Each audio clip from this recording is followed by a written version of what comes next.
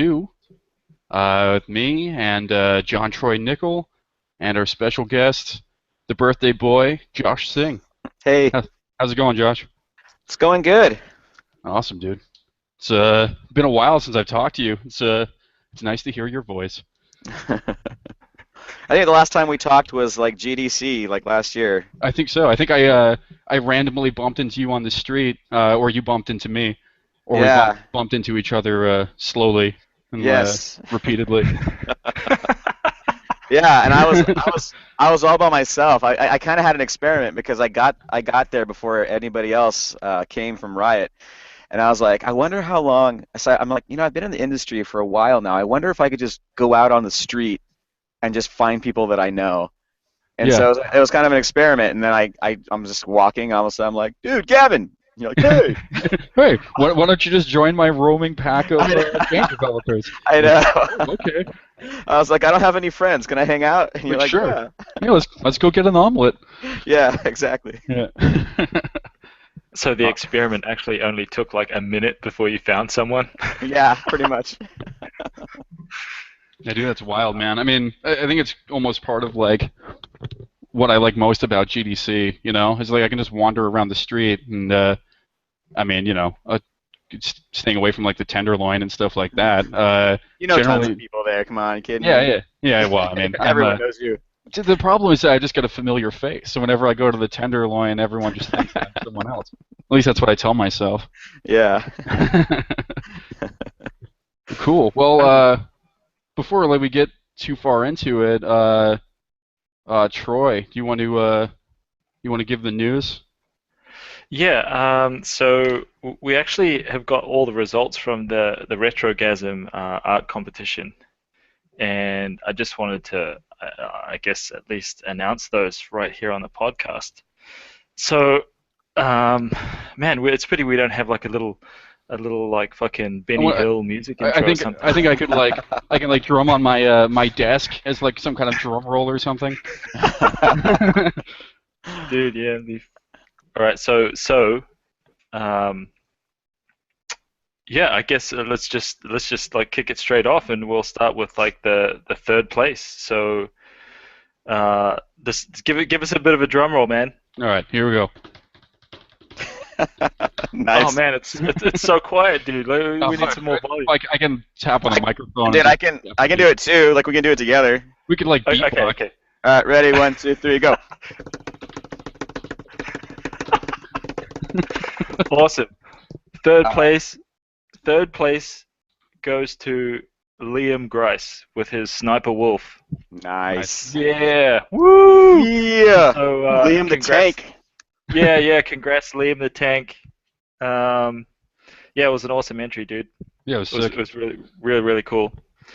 All right, let's just roll straight into like the second place. The second place. We can do some Another drum roll. we could do some like subtle saxophone music or something for the second one. Something a little more set the mood. Oh man, I wish All I right, had my saxophone Yeah, on. yeah. I don't have my wind instruments around me, unfortunately. No bagpipes, No, flute. nothing. I got none. Piccolo, no, nothing. All right. So the second place winner is Leslie Vandenbroek with his mama. Nice. Yeah. Oh, So nice. yeah, dude. Congrats for that. It was a really nice piece as well. Um, Dude, I tell you what, man. It was really hard to judge this, man. We thought like I don't know why, but I thought it was going to be easy. I don't know why I thought that, man. I Mhm. don't know why, but I thought, this is should be fairly easy. But fuck, dude, it was really tough. Yeah. Um, I've never actually been a judge for a competition before, so I was just like, oh man. Wow, dude. I mean, beyond Yeah. that, this is like your first, your first contest. You know what I mean? Like, you Yeah. basically made this. So, there's like fucking, what was it, like 1,200 entries or something like that? Oh, there was like something like that in terms of people who started, but there was only about 70. Oh well, there was like 75 or something like that finished Hmm. entries. Yeah, so it was just tough, dude. It was tough. It was much more difficult than I thought. Hmm. Anyway, yeah. Yeah, man. So, dude, this is it. All right. The the first place. Let's get a drum roll going. All right. Here Let's we do go. something. All right. Yeah. So, the first place, the winner of the Retrogasm art competition is Josh Singh. Nice. Yay! Oh, fuck. Congrats, dude. Yeah, man. Congrats. Thanks. Thanks, man. It's been forever since I competed. Still got it. Still got it.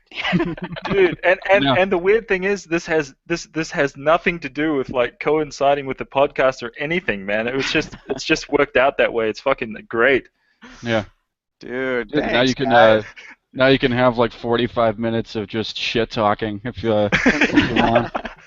Dude, I'll be honest, man. Like I put mine out there, and I was like, dude, I got this. Like at the very beginning, right? Because I had some spare time. I don't know what happened. Oh, I on the project at work, I had to learn how to use Substance Painter. My next gen workflow was so just like behind the times because I'd been doing so much hand painted stuff on League of Legends. I'm like, dude, I need to level up. So then you announce that competition, and I'm like, holy shit, I've had that character, Sir Daniel, in the back of my mind for years. And I'm like, this will be perfect, and I can do the armor and substance, and because I bought substance like last Christmas, and I didn't even use it. I just because I got it on sale, Hmm. and I was just like, oh, this is gonna be great. And so I went all out like the first week, and I just like went crazy. I was like, dude, I got this because I didn't see much competition. And then Leslie showed up, and then Liam showed up, and all these other badass artists. Yeah, I'm man. like, oh no, it's gonna happen. Everyone's gonna get all try hard because they saw me go try hard. So I got all really intimidated. I'm like, you know what? And I was like, this whole week, I'll be honest with you. This whole week, I'm like, you know what, dude? I don't even care. I don't even care. I don't even care if I win. You just I went got to knowledge.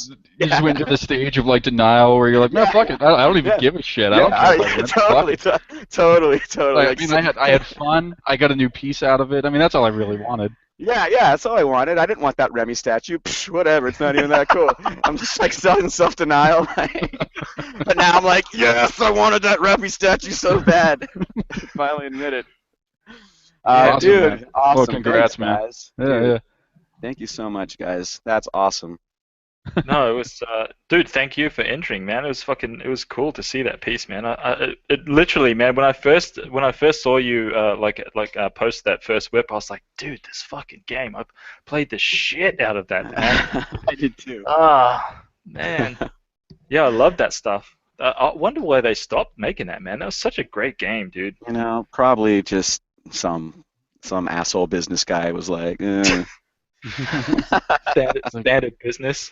yeah. A thin skeleton guy? No one can relate to that shit. No one's it's all about But World I mean, War II simulations now. But I mean, how do I market it? How do I market this? Yeah, we don't know how to sell it. How do I market something that's just fun? I don't know. Exactly. It's just fun. That's not enough. Players Yeah. players demand more these days. Gamers, hardcore gamers demand more. Dude, it's so true. Holy shit. Yeah. Dude, I know. It's not enough just to be fun and cool. You have to. That's what they think. That's what they keep telling themselves. Yeah. Mm. Yeah, we can get all salty. Get all salty now. We're like, ugh. So, before we just start laying into every corporate executive in the industry, why don't you why don't you give your history, man? I mean, we've known you for years, but I mean, some people might not be familiar with the the pre-Riot Josh and how you came up and the places that you've been and the things that you've done. Oh yeah, man. So I got started I lived in Utah at the time, and the year was maybe 2002. Mm-hmm. And and I worked at I didn't work actually. I was doing mods on Polycount, and I was actually whoring myself out on the Garage Games website, just like doing models for like $200 a pop for like these college guys or these guys that wanted to get a game going. And that's what I was doing. I was working on mods, and I was working for people that you know, just were kind of dabbling hobbyists, whatever. And at the same time, I was selling used cars and Nice. working at DirecTV and working at Discover Card, selling balance transfer scams to old people. Um, which, dude, I did some, dude. I'm selling like shitty used cars to like old people, like, Holy dude. shit, dude. I know. I think I've paid some karma points though, man. I've had some shitty cars sold to me too. Do, So do you think like that kind of do you think like that kind of stuff, not to like jump the gun or anything, but I mean, do you think like that gives you some kind of like perspective, you know? Like, I mean, you working like selling cars and stuff. I mean, I was like a logger when I was like a teenager. oh yeah, And I mean, Troy obviously man whoring, but I mean, you yeah. know, so it kind of gives you like, you know, so like, do you think that like when you're like, you know, I mean, even as awesome as your job might be, you probably have days that are like, man, looking, everything sucks, you know? I mean, do you like look back and you're like, well, I could be scamming old people with like, you know, credit Dude, card, you know? absolutely, absolutely. I mean, there are days when you're like, you know, whatever, you know, some 20-something biz dev guy who's, you know, some 20-something Stanford graduates trying to tell you what's cool, and you're Hmm. like, just like, you know, just shut up, dude, just shut up. But at the same time, you're like, you know what, dude, this is a kick-ass gig. You know, I'm sitting here complaining about I have to change this monster's armor incrementally, and I'm gonna Yeah. have a bitch fit about that. You know what I mean? It's like, no, dude, it definitely. And as I've gotten older, I've definitely that side of me, that sort of egotistical asshole, has sort of really died down, and, Mhm. and and you begin to realize your place within the process, your place within the team, and you begin to just and you're and you know and just really cherish the gig that you have. You know what I mean? Even if you're working at like some mobile studio, you know what I mean? Like it could be way worse. You know, you Mm. could Yeah, totally. you know, if you're working at some, I mean, I worked at little tiny companies. So like I said, like after all that, I mean, I'm still working on my portfolio, and then I got this little tiny gig at this little tiny studio. It was just in a place called Provo, Utah, and they were just making Xbox Live games, and they hired me on. They're like, dude, we can hire you on, but you'll have no health insurance. We're going to pay you $2,000 a month as a contractor. Is that all right? And I'm like, hell yeah, dude. It's better than it's better than selling used cars in the snow, you Yeah, know. totally. And so totally just jumped on that. And I worked at this. I worked with these guys. They were called Wahoo Studios, and they're still around too, by the way. Which is they've been around for almost like 15 years now, which is really good for a tiny little studio like that because they keep it close to their chest. They don't get too big. They're humble. They know what they like to do. They're not trying to be rock stars. They're just trying to make a living for Hmm. themselves while doing what they love, right? So I worked for them for like 2 years until it was, you know, it's third-party studios or feast and famine. So no contracts were coming in, and so I got another gig at a place called Sensory Sweep, and that's where I met a lot of cool people. Um, and dude, I hated that studio. It's out of business now because the dude never paid anybody. Oh, Um, that's always fun. yeah, he was one of those. It was a nepotism studio where the family just owned the studio, Hmm. and so his daughter was like in charge of payroll, and she like Oh man. forgot to like deposit the payroll check and shit like that. And dude, my wife was like, "You need to get out of here." And because of that horrible studio, that caused me to get really serious about competitions, like the ones at CG Chat, Polycount. Hmm. Um, and I would end up doing two at a time, like two competitions, two entries, just going crazy because I hated my job so much. Hmm. That's something that I notice I do is when I find myself in a situation that I cannot stand, I do everything I can to get out of it. Hmm. And so, Dude, it seems to be uh, like a running theme, man. Like between like, Yeah. you know, us two and like Marie, like last time and stuff. It's like, man, kind of, you know, trying to yeah, change a horrible situation. So like the not like hate or whatever, but like the frustration kind of fuels more art, you know? oh, Mm. totally, totally. Because you're like, because like I didn't even graduate high school, man. Like Hmm. I'm a college dropout. My father was a doctor. My mother is, he had masters and PhDs and stuff, and my mother is a nurse. And so she went through school. I come from educated people, but the school system just did not work for me. Like they just did not know how to reach me. So I was very social in high school, and I was very I had lots of friends, and that's really why I went to school, was just to hang out with friends. I would completely ditch my classes, and so I didn't graduate high school. So now, fast forward, 5 years after high school graduation, I'm a young father. I'm married with like 2 kids, you know, and I'm just trying to like play to my strengths, and my strengths was art. And I wasn't even that good at art, but I just been told my whole life that I was good at art, and I had an aptitude for computers, but I really didn't. But my parents were just like, "Oh, you're young, you must know computers. Josh, help me program the VCR. You know computers, you know what I mean?" Yeah, totally.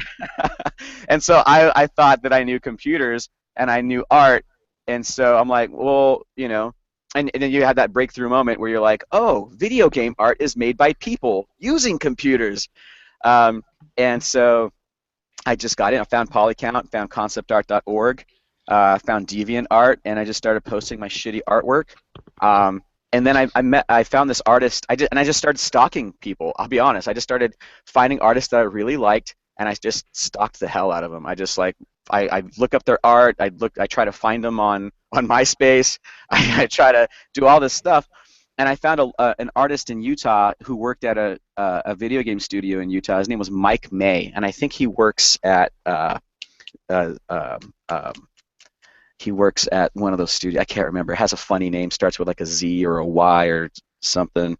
Okay. But anyways, yeah. What's that? Zynga? Something like Zynga. Jagex maybe? Oh, yeah. Jagex.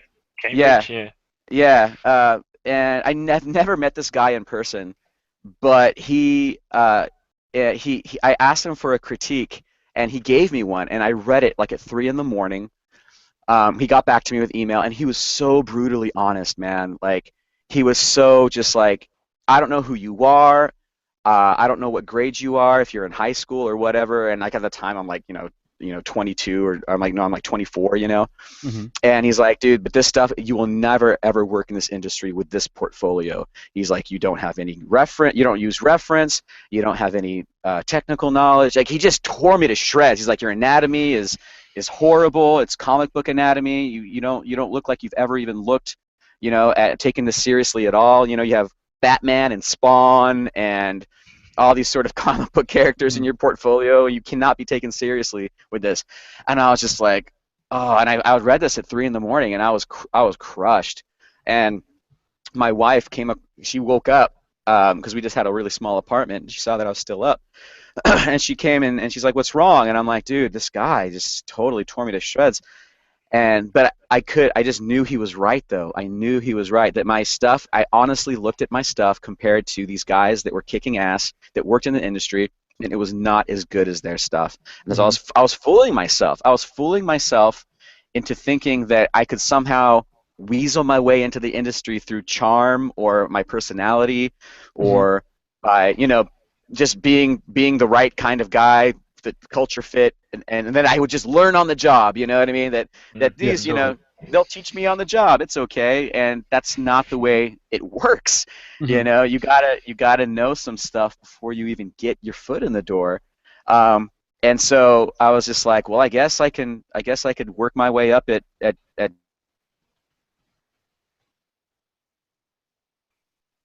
you guys. And my wife was just like, dude, you can do it, She gave me that boost, and I was like, well, I got to start from square one, and I did. I just forgot everything that I knew, that I thought I knew, got a bunch of anatomy books, found a bunch of resources, and just approached it as I would a student, an actual student, and just devoured every tutorial I could find, even if it was not pertaining to character art. It was just 3D art, So I did like the Joan of Arc tutorial. I did a bunch of tutorials, like how to make a Gatling gun, how to do hard surface modeling, how to make a thing, how to do particles. I would get the 3D World magazine. Oh yeah. You know what I mean? And that was a lot of money for me back in the day. Like $15 for a magazine when you're working minimum wage is a lot. Well, dude, and you had like kids and shit too, right? Yeah, dude. So I mean, I sold plasma and blood on the side to like you know what I mean, to get software and to do stuff, and eventually So fast forward, I get in the industry, but I'm not where I want to be in the industry. I'm working for a really bad company that's just really exploiting me, and I'm doing these competitions hoping for something better. And Bobo, right, Brian Hmm. Jones, he was always on CG Chat at the time, and there was this competition. It was like animal soldiers or combining Oh, dude, anthropomorphic stuff. is that the one that like Kite did the bulldog and Yes, French soldier? Yeah, yeah. yes, Oh, that's the one. And I yeah. did this rhino guy, this rhino or these rhino guys. I set it up so it could be like an MMO. Hmm. What I thought, I did a bunch of variations, and they were all on the same texture sheet, and then I also did a shark guy, and they weren't that good, but Bobo actually gave me like a kick-ass comment on the threads, and I think I might have even placed or something in that competition because the competition was kind of scarce for that month or for whatever odd reason. Um, so I hit him up private message. I was like, hey, dude. So first I looked him up. I looked up where he was at, and he was at a company called Iron Lore. Hmm. And I said, hey, dude, I'm at this company called Sensory Sweep. I've been a huge fan of your work. I try to actually copy you. I really love your style. I've been trying to copy your style. And I saw you guys had a job interview at Iron Lore. Um, could you send my stuff to your art director or whatever? And he was like, hell yeah. And at the same time, I was also talking to Mythic at the same time. Hmm. And Bobo got back to me before Mythic did. And they're like, yeah, dude, can you do a phone interview? I was like, oh my gosh. And sure enough, they're like, we'd like to fly you down and have an on-site. And I got the job, and we moved from Utah, which is where we had lived for a long time, to Boston, Massachusetts. And it was like moving to another country, man. It's my favorite place in the world. Yeah, we lived there for Uh, like 3 years, and my wife was a trooper.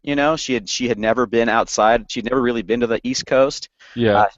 and dude, we were like in a very very ethnic area. I'll just Hmm. say, the air smelled different. We were in a really shitty Yeah. apartment, Well, and my dude, wife, yeah, I don't know what area in Boston you were in, but I was there for like 5 years or so, uh-huh, and it's way different than what I was used to. I mean, so I can only imagine it was different going from Canada to Boston. I imagine hmm going from Utah to yeah, Boston was probably different in a similar way, you know? oh yeah, oh yeah. It was. We lived in Marlboro, Oh um, yeah, okay. yeah, so kind of by Worcester. You mean Worcester? Worcester.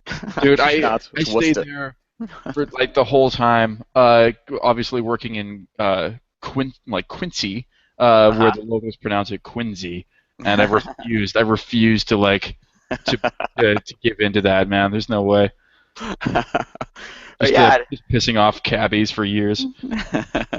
but yeah, and so that was actually I almost count that as my real start in the game industry. They treated me really good there. I felt I was, we were working on a game called Titan Quest. Hmm. It was a Diablo clone, and Love that's that right. game. Yeah, thanks, man. Like that was my first like legitimate gig. And I made friends there that I have to this day, and that was like in 2004-ish, I think, 2005, I think. Hmm. Um, and then my dad got sick, so I moved the family to San Diego to take care of my dad. And then I was at Sony San Diego, Sony Online, Hmm. and it just didn't suit me. That the culture at that studio was not my bag. It was very very corporate and quiet, and everyone just had their headphones on and just sort of did their 9 to 5 and then left. And there's Oh not a yeah. lot of fun No, conversations. no soul, you know? Yeah, no, everyone was just kind of disgruntled, and I saw these really senior guys not trying hard because they were just living off their EverQuest royalties. Oh, Um, dude, that and fucking dude, that's the worst. I hate yeah, that. yeah, and I was just like, there's no passion in this studio. So my buddy, Bobo, I'd always talk to Bobo, and I was like, yeah, I don't think I'm very happy here. He's like, dude, well, if you wanted to shift jobs, you could always go to this place. And he sent me a link to this place called Green Monster Games. He's like, this guy named Kurt Schilling, and who I had no idea who he was because I'm not a sports guy. Hmm. But he's like, but Todd McFarlane is going to be there. I was like, holy shit, Todd McFarlane. He's like, yeah, you should totally go work there. I'm like, yeah, I think I will. And so I applied, and it just so happens that Kurt was also headhunting a bunch of dudes from Sony Online at the same time. Oh So wow. Yeah. That worked out. Yeah, so these guys were like, "Yeah, we want you to totally come. Can you have lunch?" I'm like, "Yeah, I thought you guys were in Boston." They're like, "No, dude, we work at Sony Online, like with you." I'm like, "Oh, really?" And so I had lunch with them, and I was in. It wasn't even, I was to that level, which was hugely flattering to me because I felt like they didn't make me do an art test. I was to that level where they knew who I was and they Mhm. knew what I could contribute and they wanted me solely on that. You know what I mean? Like they weren't like, well, you're gonna do an art test. They're just like, no, dude, we're making a team and you're a great fit and we've seen your stuff, on CG Chat and on Polycount and hell yeah. And I was like, dude, this could be awesome. So we went back to Massachusetts from San Diego. I was at 38 for like 2 years, and then around 2008, I think, 2006, 2008. Then 2008 went to Vigil with Bobo again, Mhm. So I've worked with Bobo like 3 times at Yeah. Iron Lore, at 38, and then at Vigil. Yeah, Um, man. This Iron Lore is like the beginning of a beautiful friendship, you know? yeah, totally. And then after Vigil, so I had been friends with a guy named Kenny Cravalho for years since the Mhm. Sensory Sweep days. I was helping him out with his little project, and Yeah. he started a little game studio, and I just was helping him for free. That's like Parasitic Moon, right? Parasitic Moon, Yeah, yeah. Yeah, of course, dude. and That's Yeah, like yeah. Marco, Marco's. yeah, Yeah. yeah. So Yeah, he yeah. gave me a bunch of Marco concepts, and I was modeling, and I was just doing it for free because I was like, um, whatever, you're a cool dude. And so he grew up. When he grew up, he became a recruiter, one of the lead recruiters at Blizzard. Mhm. And so he had been trying to recruit me to Blizzard for years, and he would do things to like woo me, like Mhm. when I was at Vigil. When I was at Vigil, he'd send me like signed copies of like StarCraft 2 Collector's Edition, you Mhm. know.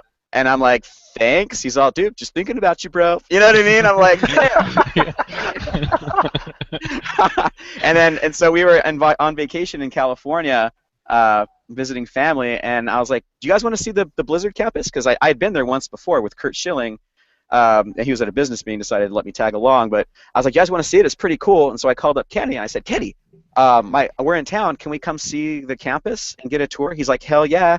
Mhm. So we drove down to Irvine. He gave us a tour, and then everybody from the Team 4 Titan team was like wanted to come say hi. So guys like Renault, Gallon, Pior, Oberson, Mark Brunet, Blue Flay, like all these guys that I was Dude, friends with on the internet were like, "Josh, it's so great to finally meet you." I'm like, "Yeah, likewise." It was like we were all like best friends from the internet that had never met before, and it was so cool to finally meet these guys. this is the first time I've ever heard Pure's name actually spoken.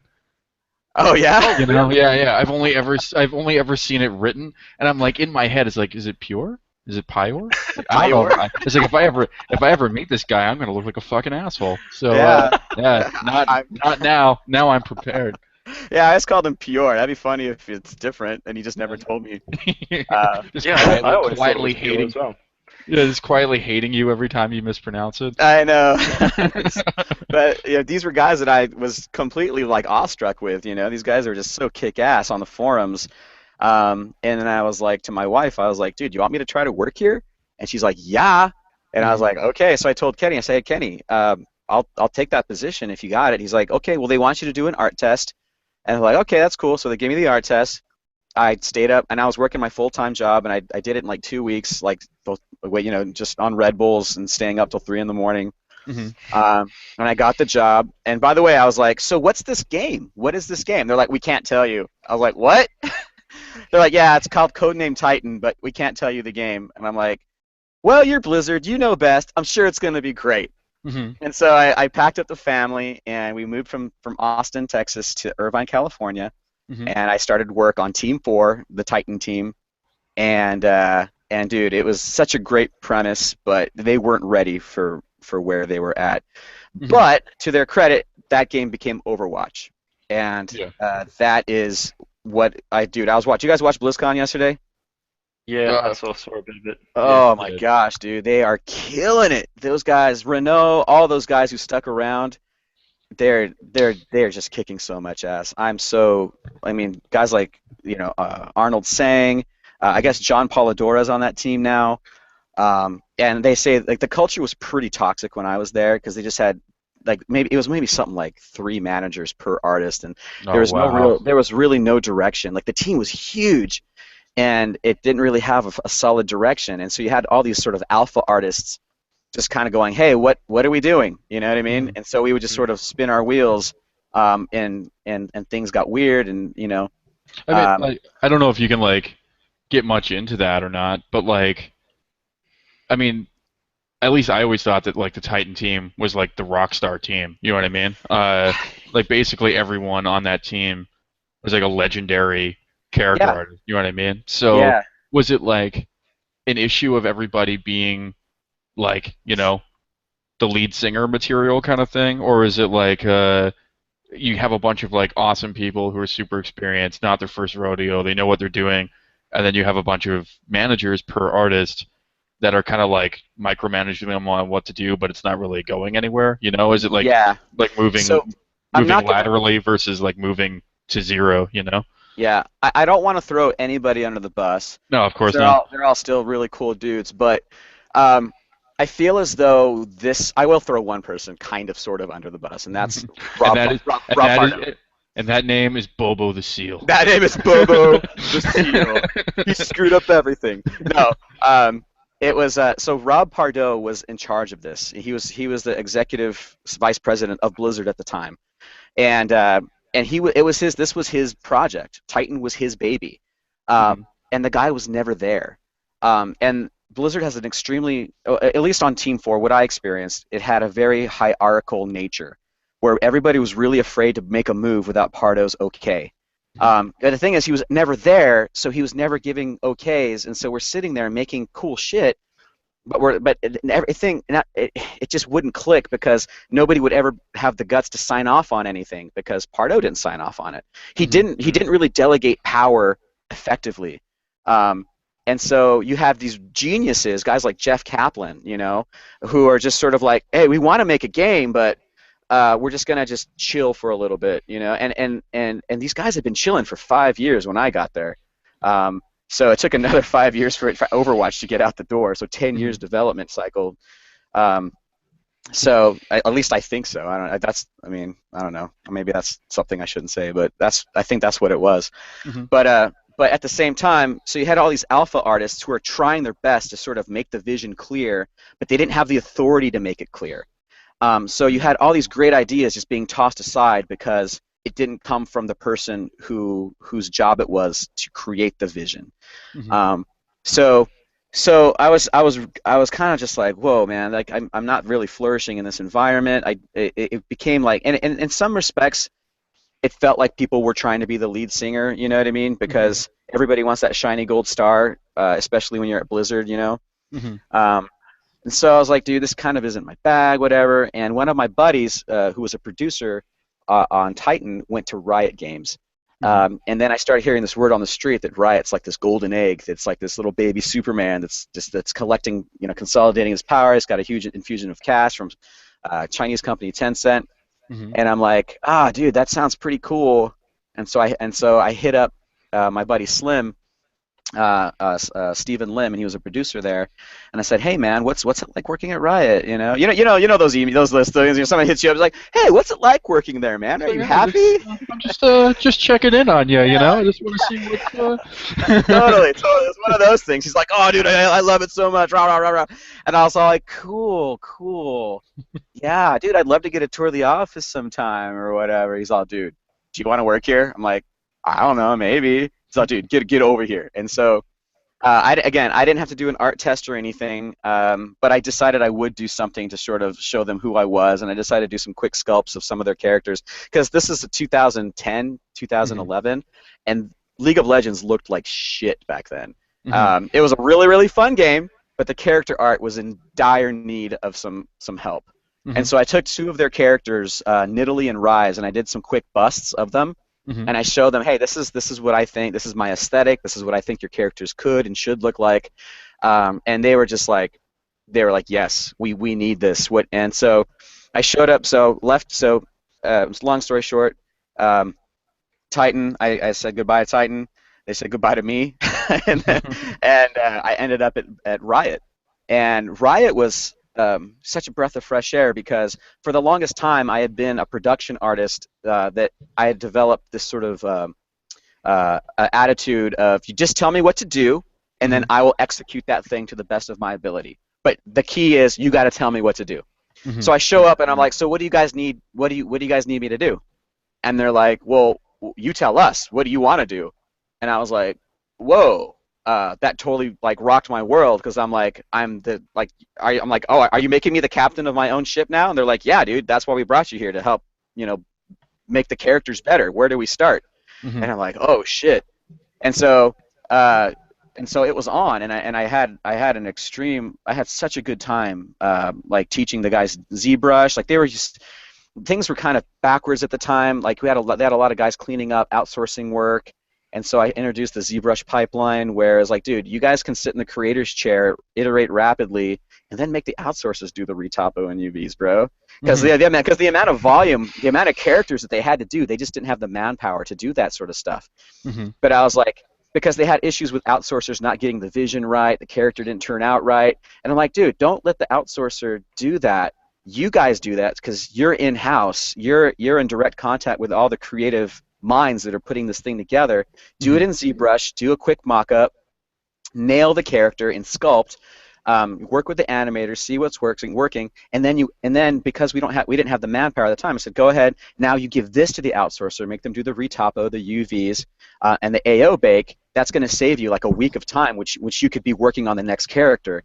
Mm-hmm. And they of course totally dug that, and we did that for a while until we hired a lot more artists. Once we started hiring more artists, the cadence of characters and skins went through the roof. They were like, dude, everyone's got to do this stuff now. So it's like, whatever. But when we were like a really small company, we actually just did that. We just said, hey, dude, let the guys who are in-house handle the creative side of things, and then let's just outsource this sort of tedious, mechanical work. Yeah, it's really smart. I mean, like getting, not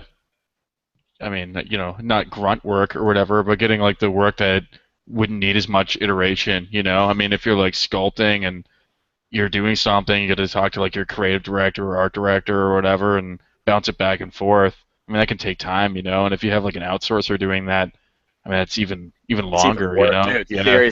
Seriously, it's really hard to get that creative back and forth with an outsourcer unless you're on the phone with them every day. Yeah. And a lot of these guys are in China, we didn't have that. So we kept all the creative power in-house, and then, like you said, it's not grunt work. There's an artistry to UVs, and there's an artistry to retopo. There's good retopos and bad retopos, and and these guys, they knew how to do it, but there's really no creative back and forth. You know what I mean? It's like, dude, just trace my high poly model and make sure it deforms right, and they can do that. You know what I mean? And we had some outsourcers who were kind of like, hey, we really want to be part of the creative process. Mostly Western outsourcers, they're like, we really don't want to do this work and be like these machines. We'd like to help out with some concepts, and sometimes we help them. We would include them. But usually it's like, like the Chinese ones and the Indian ones are like, dude, we'll take whatever you got. Just give us business. And so that was good times. Absolutely. Awesome, man. That's why China and India is going to rule the world pretty soon, man. One clean UV map at a time. Exactly. They'll be like, we don't know how to make anything original, but we sure as hell can retopo it. Yeah, there you go.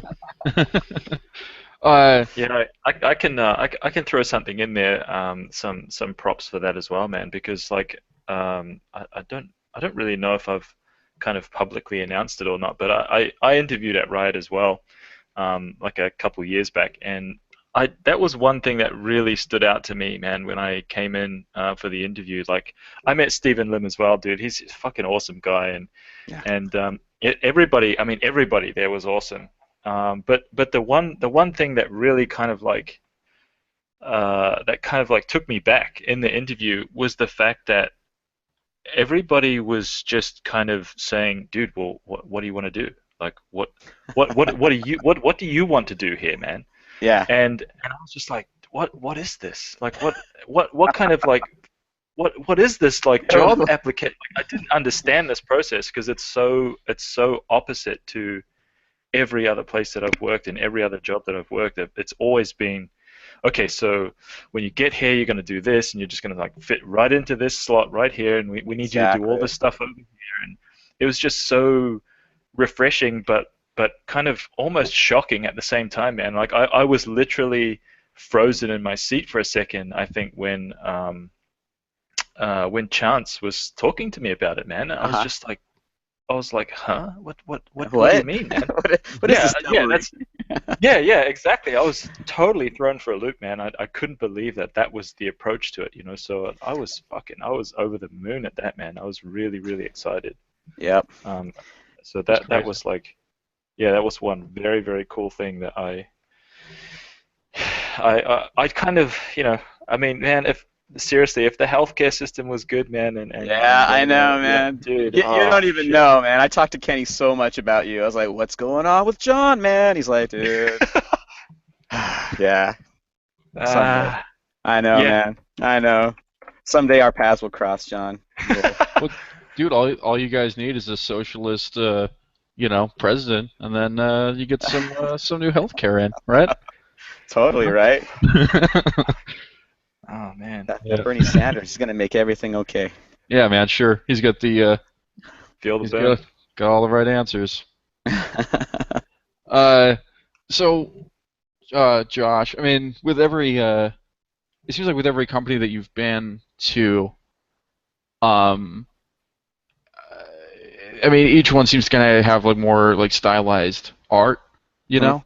Yeah, I mean, I kind of hate throwing down the stylized versus realism words just because it can kind of get into an sure. existential crisis. You know what I mean? Uh-huh. Yeah. But I mean, with like your track record, I guess most people would kind of consider them like stylized, art style or whatever. Yeah. So, I mean, is this something that you've like purposely like seeked out, or is it just kind of like worked out that way that it's like a good fit for you, or you know? Yeah. So stylized versus realistic. Um, I feel like I feel like in layman's terms, like to the layman, to the guy who doesn't understand CG, Hmm. realism is the shit. They're Hmm. like, "Oh, that looks real." I'm amazed. You know what I mean? That car So looks it real. must be good. It must be good. Hmm. I always have been drawn to to stylized because Hmm. I grew up reading comic books. Hmm. I grew up admiring illustrators, and what the thing about an illustrator is they will always take Spider-Man and draw him in their way. You know, Hmm. like there's a Jim Lee Spider-Man, there's a McFarlane Spider-Man, there's a Hmm. Scotty Young Spider-Man, but it's always Spider-Man, Yeah, and that dude, always Joe Mad Spider-Man. It's yeah, one Joe of my Matt Spider-Man. favorites. Yeah, the Knuckles, right? He's just Yeah. got he's so good. And I don't think I knew that I how much I loved that. It was just sort of a subliminal attraction to that concept that something can be a thing and still be viewed through a different lens, and that lens is the person holding the pen. Um, and so I always enjoyed stylized stuff. The Yeah. more realistic it got, the less interested I was in it because I'm like, that's just a photograph. They're just tracing over a photograph. I don't. Hmm. That's dumb. You know. I know there was a guy. What was his name? Tex. He was a comic book artist. Tex Hmm. something or other. He had a run on Wolverine. And his stuff was like really highly rendered, and his anatomy was super exaggerated and stuff. But it had this sort of realistic Hmm. take on things, and I was always kind of like, I don't know how much I like that. Hmm. Um, and so, but yeah. So, anyways, so moving forward in my own art, I always tried to imitate illustrators, and I always tried to imitate the things that illustrators would do, but in a 3D space, and it was something that that I got a lot of praise for. My realism stuff, I never really got praised for it because I never really got a good handle on rendering systems. I Hmm. feel as though to have good realism, you really just had to understand a really good rendering system and be a little bit more Yeah. technical.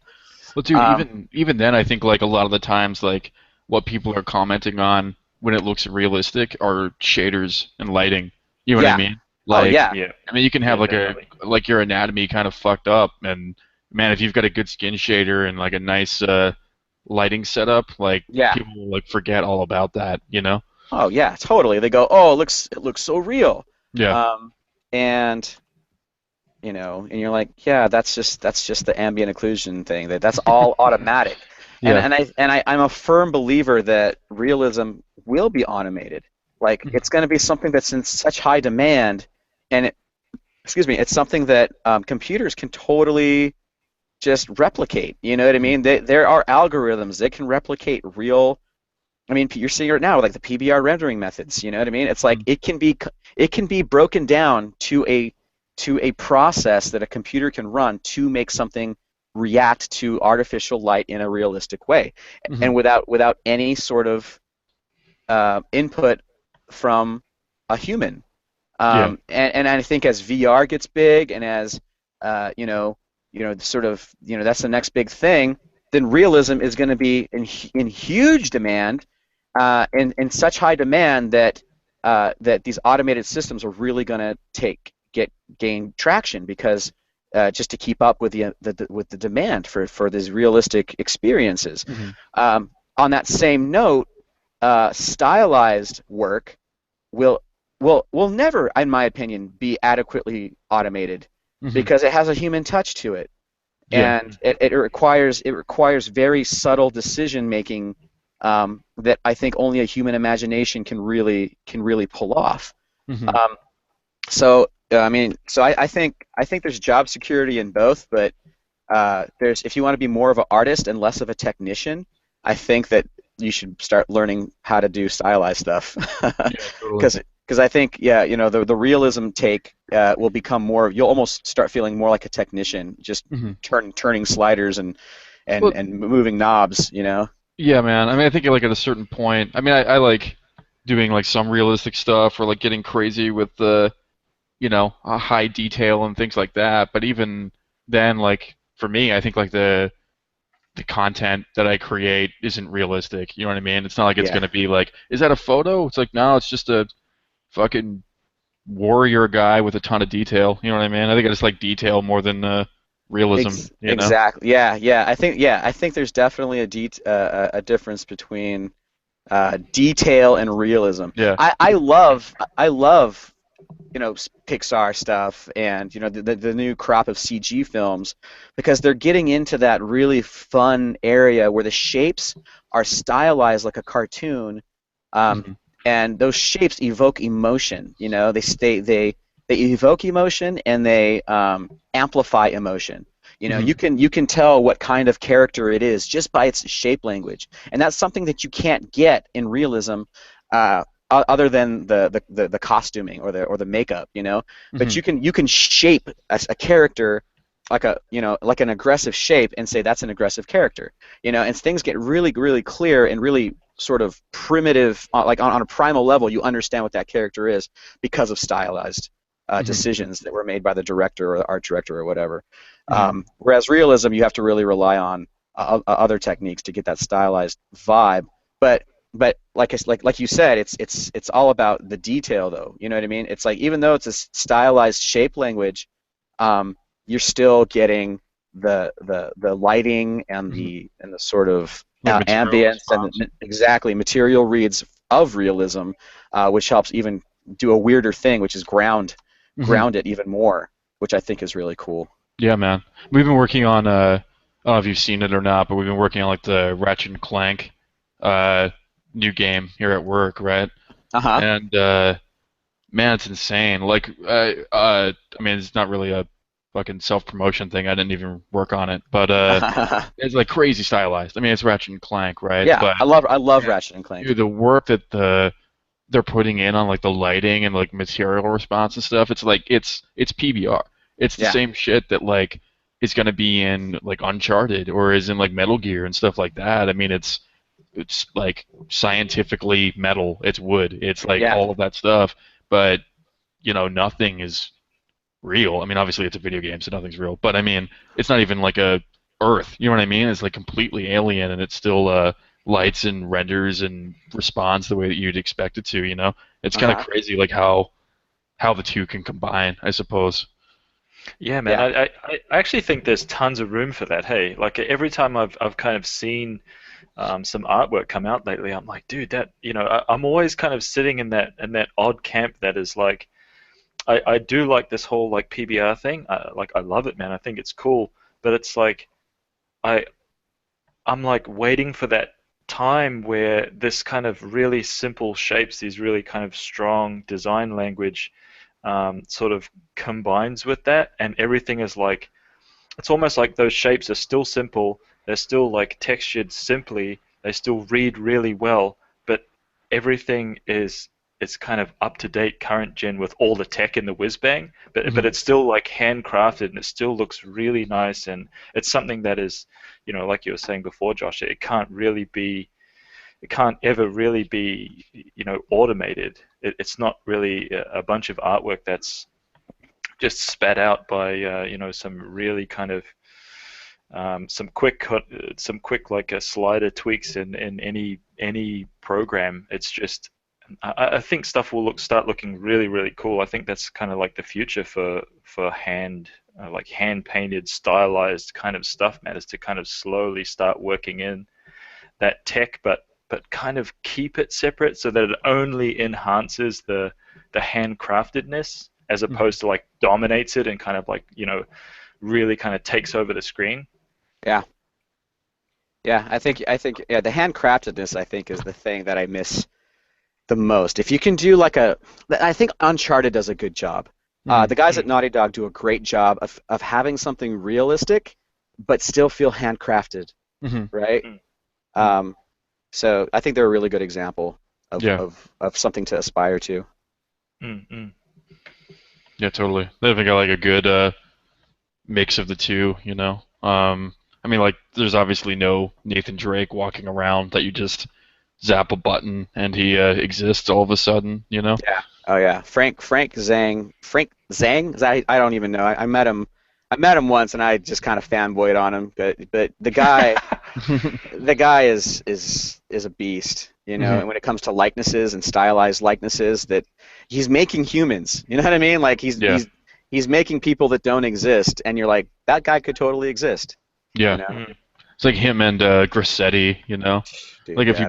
if you got one of these like you know evil game development computers and just jammed it into their brains, just be like shitting out amazing looking characters all the time.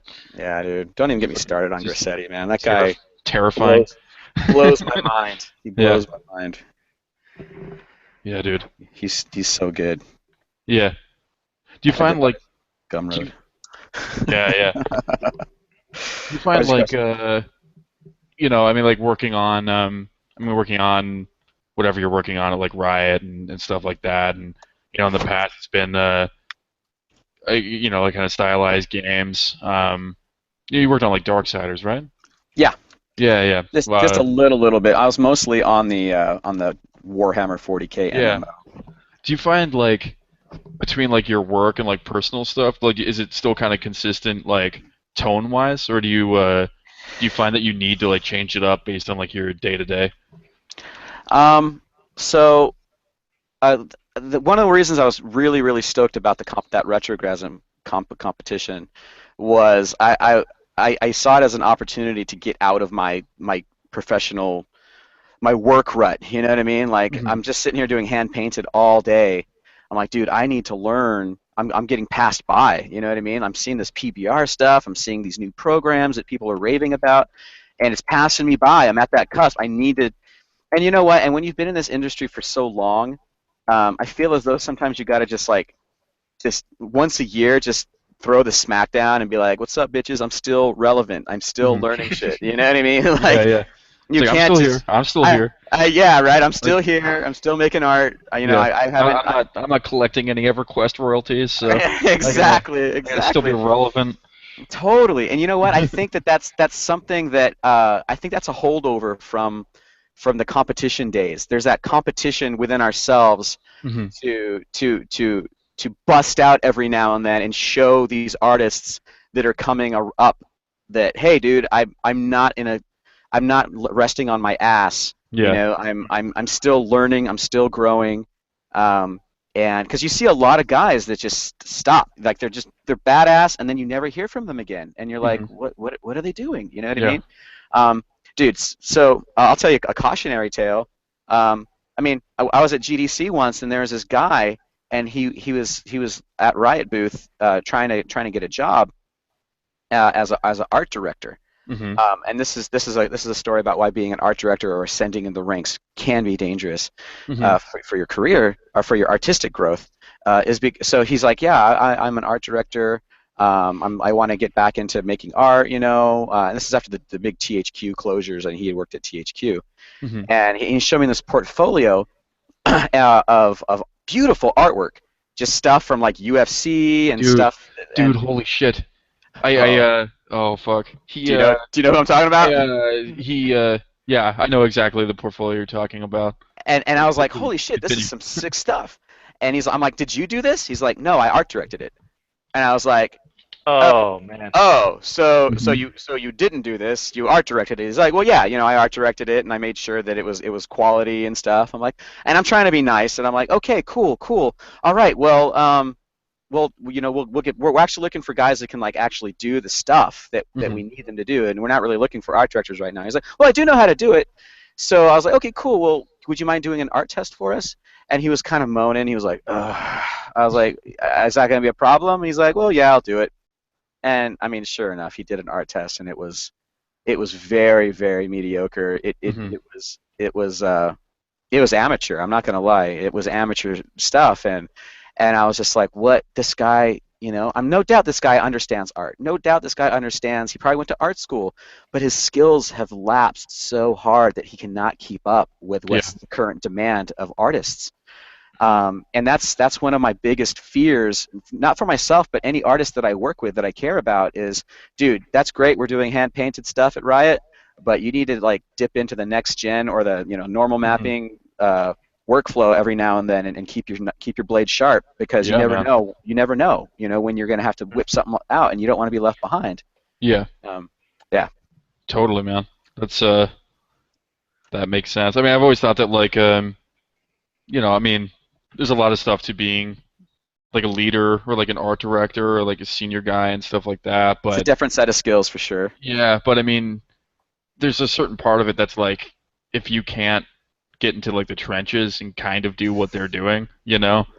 it's tough, man. I mean, it's hard to relate to people like what they're doing, like it's hard to like I mean even like communicate what's going on, you know what I mean? So, Uh-huh. I mean generally, I mean for my team at least, like I'm definitely not the best character guy. Like I think pretty much everyone on my team could probably do like laps around me. But Yeah. I mean I still make stuff, right? Like it's not just, you know, filling out Excel sheets and like emails and stuff. It's like trying to actually be productive as well and, you know, helping. Yeah. Yeah. That is something I've learned as well too. Is leadership is a different set of skills. I know great artists, and I worked with great artists who are not good leaders. Hmm. And there is a myth amongst video game management that the best artist should be the leader, Yeah. Oh um, man. and that's not true. I mean, the great artists can be great leaders, no doubt, but being a great artist does not automatically qualify you for being a good manager. You know. Hmm. And I've experienced that before as well, where someone who was just a badass was now expected to like deal with deal with my life, Yeah, totally. and help me with my life. And he's like, I don't know how to do life stuff. Yeah, I it's don't like know how to do cool ZBrush stuff. yeah. And that's not uh really fair for uh him. yeah, I mean just speaking of which, something I've always wondered about you, well, not always wondered. I mean, I've been wondering based on, you know, social media and what I know about you and stuff. Uh, I mean, you have like a sorry if this is like a fucking weird question or something. I'm not trying to be awkward, but like you've got like a big family. You got like kids, and a Uh-huh. wife, um, and I mean, dude, you pump out like a ton of work, like more than me. I mean, that's for sure. I mean, you always seem kind of like active and uh. I mean, you're obviously like super ripped and hunky. So I mean, you go to like the go to like the gym and find time for that. I mean, how do This you is like? this is going towards the muscle question, isn't it? Yeah, no, no. So yeah, I mean, other than My biggest muscle. yeah, So what dumb. the biggest muscle is, but like, how do you like? It's my dick. Is my dick? How do you find like? time to do this? You know, I mean, do you just like Ugh, not sleep, or do you have like a strict schedule of like now dude, is work time, now is family time, or do you just have exactly. like a super understanding wife? Um, all of the above. Hmm. I don't drink. I don't party. I'm not out burning the midnight oil. So my schedule is very consistent. You know, I get home, go to sleep, wake up, gonna go to the gym. You know, either at sometimes I wake up at 5:30, do the 6 o'clock gym session, or wake up at 7 and do the 8 o'clock gym session. Right. So Hmm. either way, and then I get to work, whatever. And my personal projects. So I used to do it's either or. I'm either doing a personal project, like when I did the Sir Daniel Fortescue, I like Hmm. missed like a week of the gym. Like I didn't go to the gym. I have a very specific time chunk to do what I want to do, um, without pissing somebody off or dropping an obligation. Hmm. Um, so what I do is like so I'm like okay, you know I don't have any contests or anything or any personal work that I'm particularly inspired to do. So we're going to do the gym and we're going to find that inspiration. Um, and then it's like, hey, I really got this idea that's burning in my head. I'm just going to hunker down and drink some Red Bulls or whatever and stay up late and just get it out of my head. And so I think in internet time, it feels fast, Hmm. but what people don't realize is that I'm up really late and I'm up really early, like on Hmm. Sunday morning, like working on this stuff, you Hmm. know. And then the working out stuff, dude. I look back to pictures of like 2010 when I was at Blizzard, when I was at Vigil. Dude, I was so fat. I was such a fat game developer. I mean, I wasn't like morbidly obese or anything, but I was Hmm. definitely like You barrel. had I had a gut, you know. you had I like had the Cheeto belt, you know? a, yeah, yeah. Totally. And I was just like, dude, my wife, she's always been super athletic, and I got really self-conscious because I felt like I was going through like a Fred Flintstone syndrome, right? Where I had this really hot wife, and I'm this fat, like, unhealthy dude, and people would see us on the street and be like, "What does she see in him?" So I Hmm. got like, I mean, and I'd get so yeah, so I'd get like self-conscious, and I'm like, I need to do something. So I started like riding my bike to work when I was at Blizzard, and Blizzard has a really nice gym, and I started utilizing that. But I started like doing cardio and like trying to like be thin, like a thin guy. Hmm. And dude, I just couldn't do it. I'm like, I need to eat food. I love food. I'm not gonna be like a thin Spider-Man guy. Hmm. And so I'm like, dude. So I'm talking to my mom about it, and my mom's like showing me pictures of my grandfather, and they're all like big people, and she's like, you don't come from skinny dudes, you take after your grandfather. I'm like, oh, okay. So she's like, so I'm like, dude, I'm like, fuck it, dude, I'm just gonna be try to be a big muscle guy. I'm like, Hmm. yeah, so Hmm. I don't have to run. Hmm. so I got really interested in CrossFit because I can't just go to the gym and work out by myself with the headphones. I needed some structure. Hmm. And so yeah, I just got into CrossFit, and then my wife got into CrossFit, and now she's better at it than I am. She's actually at a competition right now, which is super fun for my birthday. But but and that's now our thing, and now I got into shape, some semblance of shape. I had lots of good friends that sort of helped me along the way and kept me motivated and broed out with me from time to time. And Yeah, but totally. but I had I had a very good support system of having always having a workout buddy, and then now Hmm. now my wife is my workout buddy. So yeah, dude. So I like to answer your question. It's there. You just have to understand. Like my life is very like being a father and being a husband.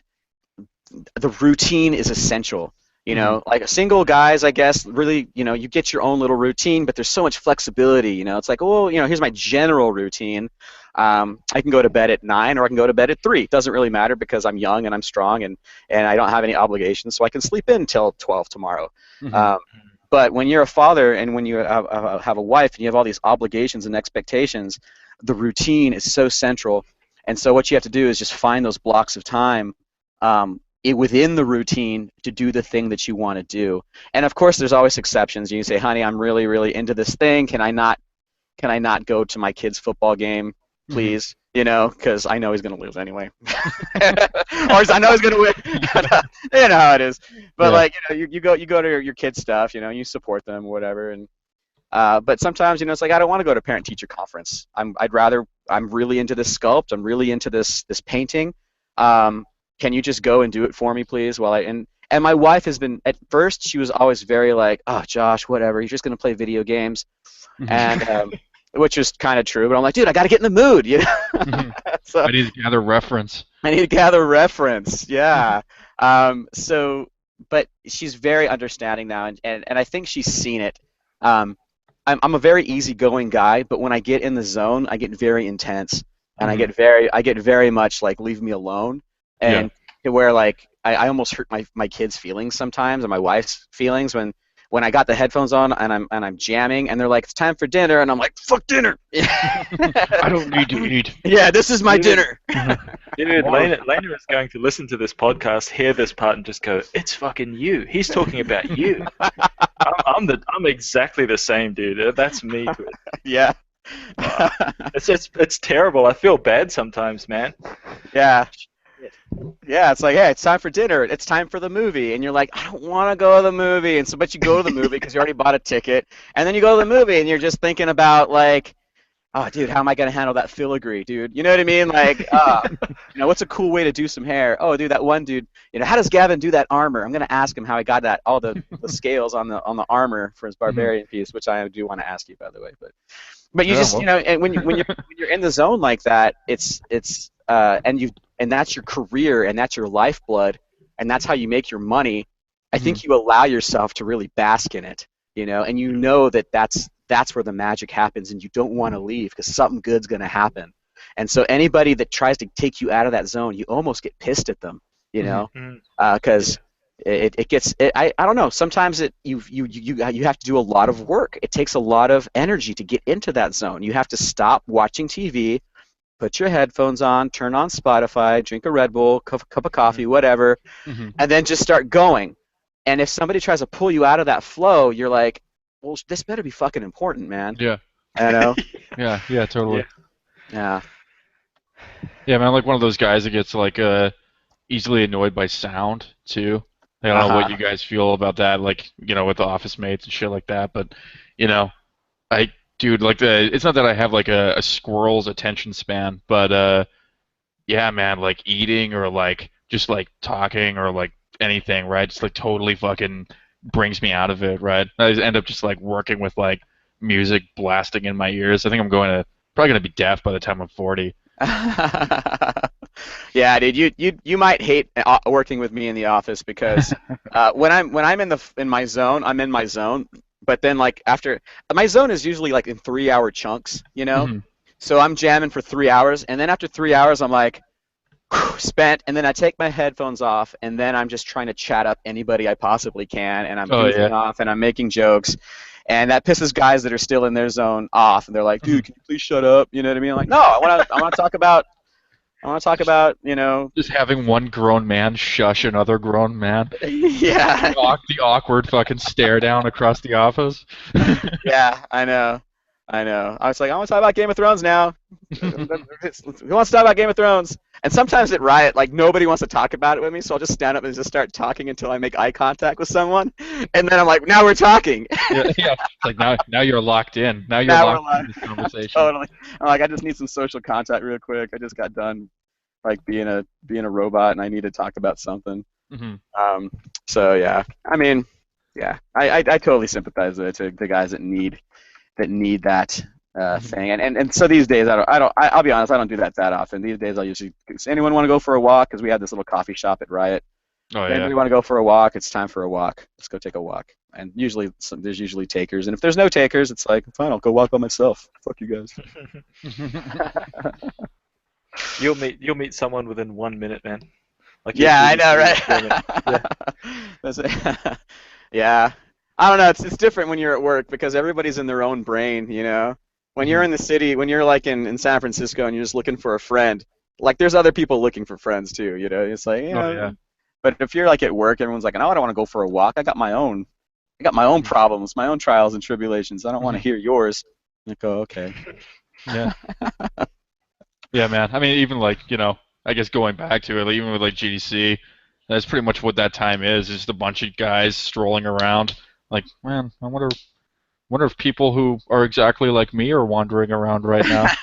Yeah, it's so good too, and everyone has. I mean, I was at I went to this art thing at the Art Institute Hmm. a few months ago with Anthony Jones, Robot Pencil, and like Dan Luvisi was there, and they were all sharing their experiences in life. And dude, we all have the same story, Hmm. we all are cut from sort of the same origin story where um, people tell their children not to be an artist, Oh be a yeah. doctor, be a lawyer, be anything but an artist. And then a certain personality goes, no, I want to be an artist. Screw Hmm. you. I'm doing it. And it's sort of a rebellion. It's an act of rebellion. Yeah. Um, and then you do it, and you get bad grades because you've been doodling in your notebook because you're like, I'm going to be an artist. And then you go, oh shit, I'm not a good artist. And so then you either uh, you have to let go of that rebellion, and you have to like sort of you know bend down to the rules of what art really is and what Hmm. professionals are doing so you can learn. Yeah, And totally. then you know what I mean, and we all sort of have that pattern where we kind of said, screw it to the educational system or whatever Hmm. we were doing, and we sort of just went off on our own and found our own teachers. Yeah. um, and but yeah, I mean, I listened to your last podcast, and I was just like nodding my head in agreement the Hmm. whole time because it's so true. Yeah, man. It seems so common, right? Like, I mean, basically, I think almost, well, I don't know. I don't want to make like a broad statement of like everyone I know is like this, but dude, it's so common. Like like your parents don't want you to be like some weird artist. You know what I mean? And Yeah, I mean yeah. even then, like the more like I mean, you had the guy that like told you how shitty you were. You know what I mean? Which kind of Hmm. like at that point, I mean, you could have given up or you kept going. I mean, obviously, was the right choice and what you did. Yeah. But I mean, you know, um, There are yeah, I mean. so many chances to give up, man. There are so many chances to Oh give yeah. up. Mhm. But I mean, I was just gonna say, I think it's so funny that our parents were so scared of us becoming artists. Like my dad did not want me to become an artist. Mhm. And they thought it was a waste of time. They thought because something happened in the 70s, man. Something happened in the 70s and the 80s to where artists got this really bad rap Mhm. that we were all drug addict, like reprobate perverts. Right, which is Um, only like, I which mean, it's like half true. yeah, I know, right? It's like Like 90% of our. we couldn't control it. We can Yeah, still control it. yeah. I mean, how else are we supposed to get work done? But like, it's in this sort Yes, of like weird, not standing up, that's for sure. totally. But so there's this weird like thing, and to be honest, I don't think anybody knew how to become an artist. Like, Hmm. so the path wasn't clear to our parents, and so they didn't understand um, what the path looks like. So therefore, there is all this anxiety about my son's taking a path that I don't understand. Hmm. Whereas, so then that's when they say, son, just go to law school, just go to med school, just go to accounting school, go to whatever, because you can go to those schools and you will be a lawyer or a CPA or a Hmm. doctor. Like you will be it. Whether or not you're a good one is up for debate, but Hmm. society will say you are that thing. Whereas you don't go to art school and then say I'm an artist. Hmm. Like you go to art school and say, well, I'm a barista until I can get an art job, Hmm. like, Yeah, or totally. whatever. And the profession of artist has been really sort of undermined by this sort of stigma, I think. Yeah, man. That's why But I think even public schools don't value it. oh, dude, not at Yeah. all. I mean, like I think my art classes when I was in like high school and stuff was basically just tracing. Yeah. I mean, and you do like, you know, your like viewfinder, and this is like crosshatch shading and stuff like that. It's like, Uh-huh. man, like I don't give a shit. Yeah. I want to draw Spawn. That's what I want to do. I don't know about yeah. Dude, I remember the first time I ever got paid. You can relate to this, John. The first time I ever got paid for a piece of artwork was in ninth grade. This guy named Ian Owens, he was like this big football jock. He like went through puberty like before anybody else. He was so hairy. Hmm. Uh, but he's like, dude, you can draw pretty good. I'm like, sweet. Yeah, I'm all, yeah, thanks, man. So, dude, you think you could draw me like a naked lady? I'll pay you $5. I'm like, yeah. And so I drew him this like total like naked lady, like some total porno pose. Like, but it was like so shitty though. Like it was so something I did like DeviantArt, like shitty anime porno. Like, and he's like, dude, sweet. He gave me $5, and I was like, huh. You can make money doing this. Dude. That's I used to draw. So okay. In a similar. Oh, this sounds serious. Yeah. I know, right? So Got the okay. it's like okay. So in a similar way, I guess. I think it was like junior high. So I don't come from a big place. So it's like a very very small town. Not really. I don't want to say generally uneducated, but I mean. I mean, it's not like small-minded. I guess it's what you'd consider very blue collar, right? Yeah. Same. And I was kind of like drawing a lot when I was in school. I've always kind of been doing that. And these kids in school used to fucking tattoo each other with like sewing machine motors. Oh, and, dude, I've seen that. And big pens. It's like fucking prison style. You know what I mean? Like, Yeah, I've seen that, dude. And like they get like a motor from like a radio, and then they'll sharpen like a wire hanger and stick it through the ballpoint pen, and then bend it and put a button on the motor so it creates a lever. Yeah, exactly. Yeah, exactly this. So I was the guy who would draw flash art for those tattoos, and I'd make like money for magic cards. Holy shit! Nice. Well, there you have it. There you have it, man. That's how we're all born. Dude, and that's why our parents were scared of us becoming artists, because they're like, all you're gonna do is draw naked ladies for pervs and draw prison tats. Yeah, so that's not what I want for my boy. Well, I mean, And you're like, Mom, don't tell me what to do. It's like, fuck you, Mom. Fuck you, Mom. I can draw whatever I want. But yeah, dude. So like I was saying, I mean, art has a stigma to it, to where the government, public schools, they don't value it. They think it's a waste of time and a waste of taxpayers' dollars to let people have an artistic voice. Mm-hmm. So I'm experiencing it now with my children. Like they just canceled drama. They canceled the drama program. There's no art programs. It's all science and math, mm-hmm. and there's no place for these children to explore the more artistic, problem-solving sides of their personalities. Mm-hmm. And so, as a father, I have to find myself providing that, which thankfully I'm sort of equipped to do, and I'm sort of equipped to educate my children on the career paths they could take in art, and what a pain in the ass it can be. Mm-hmm. But yeah, you know what I mean? I think we've all sort of gone through that sort of act of rebellion, which is, screw you, society. I'm going to be an artist, and I'm going to make money at it. Not only that, I'm going to be a responsible adult and be an artist. So, yeah, totally. Which is something I think our parents' generation from the 50s and 60s just didn't see happening, art as a career. Oh yeah, man. I mean, even like not only an artist, but like a video game artist. You know what I mean? Yeah, like, our job didn't even exist 20 years ago. Dude, you're like doubling down on crazy shit that you want to do with your life. You know what I mean? I mean, to them, right? Yeah. So. Totally. They're like, video games are for, that's for little kids. Like, that's not something a grown man should aspire to contribute mm-hmm. to. And you're just like, and so I'm telling my son that there are jobs that will exist that don't exist now, Mm-hmm.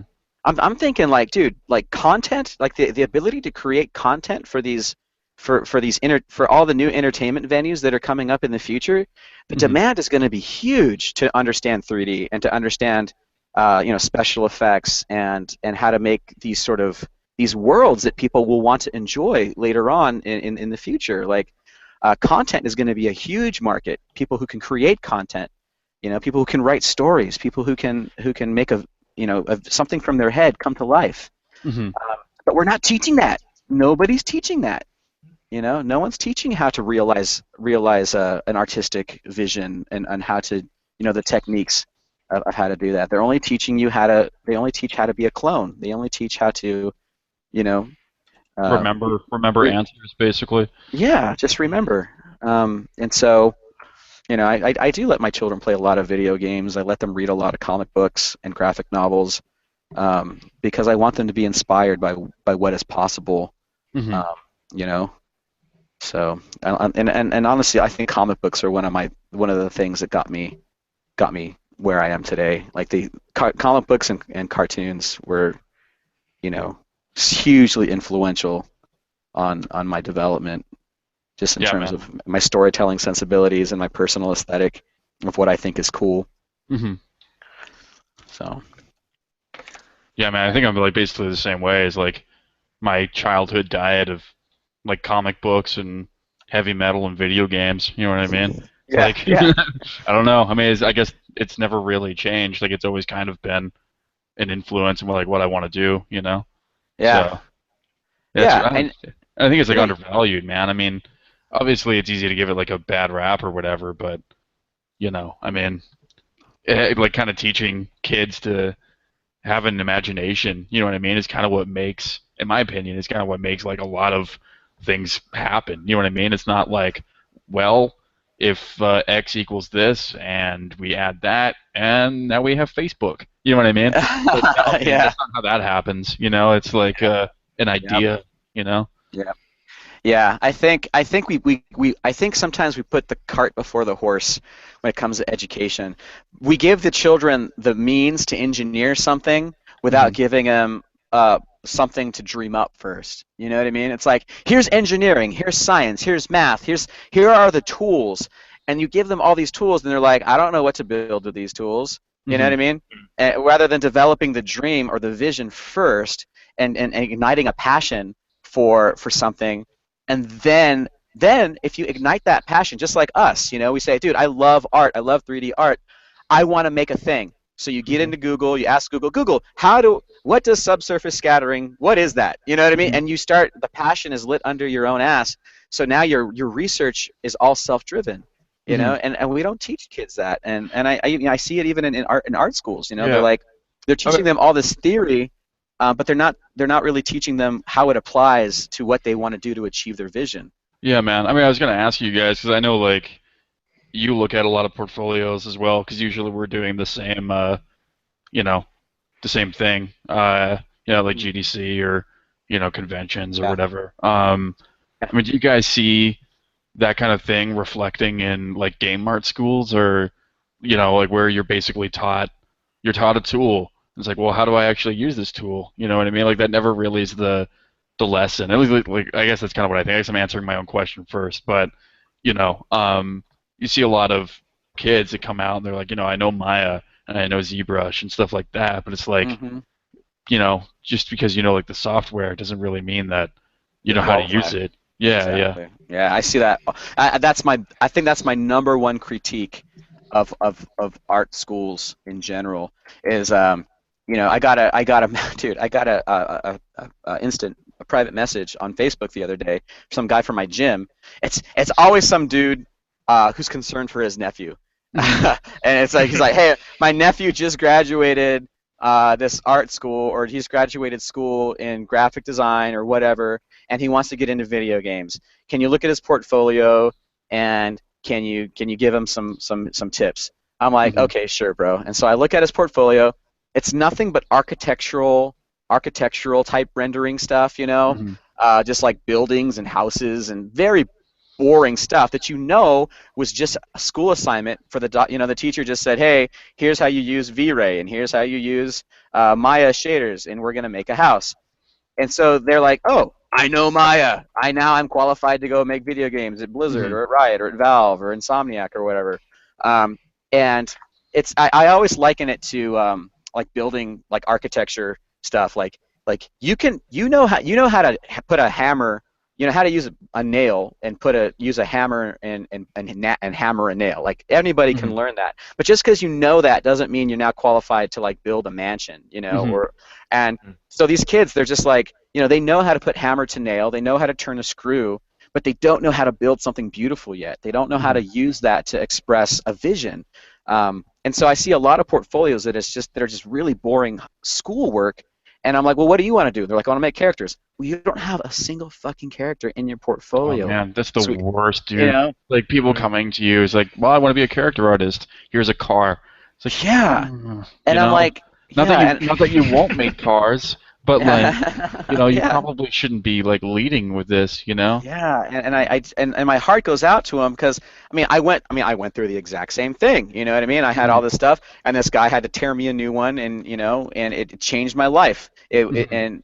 And I'm like, I'm not that mean. I'm not as like, hey dude, you just wasted 4 years of your life and $100,000. Congratulations. Like I'm never gonna say that, Mhm. but what I will say is, hey, you know the tools. That's great.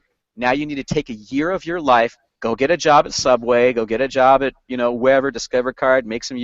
Sell some used cars. And in the meantime, when you get home for 4 hours a day, you be using this knowledge you have from your college, and you start imitating people that you like. Mhm. You start imitating people that you consider successful people Mhm. in art. You get on ArtStation, get on whatever the art thing is that the kids are using with the internet. The CG plus. Yeah, whatever the Yeah, CG sure, plus. Get on the sure. yeah, use the thing Yeah. that has all the people on it, and Mhm. you start, and every month you work on a character. You're like, dude, you read comic books, read books, say, hey, you know what? I just read a Stephen King novel, and I'm imagining what the characters look like. I'm gonna create that character. You know what Mhm. I mean? Like I really love Colossus. I'm gonna make a Colossus bust. I'm gonna learn PBR rendering through making metal skin because Colossus is made of like make projects for yourself catered Mhm. to a weakness that you'd like to make a strength. And I don't think a lot of people use that sort of forward thinking in their personal projects. They just sort of meander through a thing. They're like, hey, I'm gonna make an elf. I'm gonna make a I'm just gonna make a generic like rock monster. I'm Mhm. gonna make, you know what I mean? But they're not really like trying to challenge themselves, and Yeah, man. use their knowledge as a stepping stone into the next challenge. Yeah, and I mean, I find too like there's a lot of black and white. You know what I mean? It's either like, well, if I have to make something realistic, I've got to make a space marine, and it's got to be the most boring fucking thing I've ever Uh, seen. And yeah. if like I make something stylized, it's gonna be like a rock golem that has absolutely no like design sense to it. You know what I mean? Yeah, yeah. It's Or a like World of really, Warcraft type weapon that's just sort of like everywhere, you yeah, know. it's like a fucking five-bladed axe or some shit. Yeah. I'll be honest, like it- there's different tiers of portfolios that I see. Like what we're talking about is like the tier 1 portfolio where it's like, Hmm. hey, I have no clue. But there's a tier 2 portfolio which is much harder to critique for me. Hmm. And those are the people that are almost there, but like, I think in my opinion they are hireable Hmm. at an independent studio, Yeah. and they are almost there. Like for instance, they can make a World of Warcraft weapon. Like they can go to like Tyson Murphy website, and they can Hmm. copy his texturing style and go, look, Hmm. I can do it, and that's awesome. Hmm. The thing about those portfolios to me is they're not well rounded enough yet. They've learned like how to do one thing good, but then they try to do like a female face, and it's just like just fugly. You know what I mean? Hmm. And so they don't know, they're not well rounded. They are hireable as like an associate or a junior artist, but and here's another thing that's hard for them to understand: not at a triple A studio. Hmm. You are hireable at a small independent studio that's willing to take a chance on you if Hmm. you decide, and you have to realize, and this is a hot topic, but you have to realize that when you're at that level you are going to work for cheap Hmm. because there's a billion of you. There's a Oh yeah. billion of people, there's a billion art students that are at that level where they can do it and sort of do it and take art direction, and they're not good enough to start making the big money or have any say really in the creative process because their taste just hasn't evolved yet to where they can contribute meaningfully at a AAA studio. Hmm. And that's the thing is like their taste isn't there yet. They haven't built up their visual library of what's cool yet. And those are, for me, those are some of the most trickiest portfolios. But those also are the ones that are the people that are either actively looking for mentorship to get better, or or are just completely stuck. You know, Yeah. I've seen people that are just like, I can't get a job, I can't do it. You know, I've been at this for 3 years, and it's like, dude, I'm looking at their stuff, and it's like 80%. It's Hmm. almost there, but they just need to really study somebody who's got that punchiness and Hmm. begin to incorporate it into their stuff. You know, the shape language, the just the little things. It's the culmination of all those little things that take you to that next level. You Yeah, know, totally. like you have it, John has it. You know, and I look at you and try to copy you guys so that I can say that I'm building towards it. That it's one of those things. It's like a personal style thing, and they don't have any personal style. Hmm. Um, you know, and they're the ones that come. They can work at outsourcing studios. You know, they can work, and they need to build their chops a little bit. Yeah.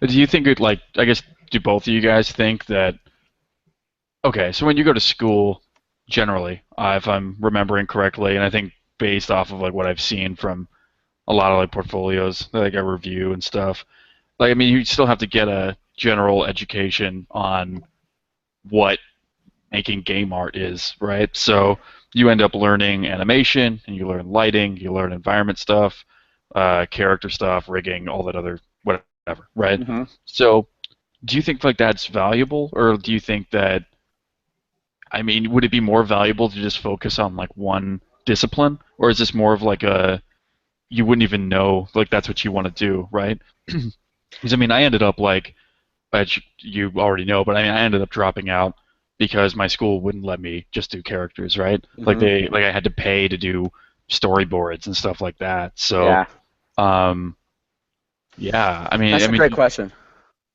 I mean, So I think school serves multiple purposes. To be clear, I'm not anti-school. I just think that school can be a little bit more optimized and streamlined. In my opinion, I think one of the purposes of school is exposure. Um, if you have a talent, um, if you have a talent for art, go to an art school because it's going to help you build your skill. And I mean, I sort of did this myself. Like I said, there was a moment where I was just devouring tutorials about lighting, about animation, about all these things because I wanted my demo reel, back when we had demo reels, mhm. to be cool. You know what I mean? And so, I mean, we can look at my first demo reel. It's got shitty animation, shitty lighting, shitty models, and everything was just shit. But the thing is, it is something that helped, that building that language of executing some of those tasks did help me later on in the game industry, um, to relate to other disciplines, and to sort of broaden my vocabulary with them.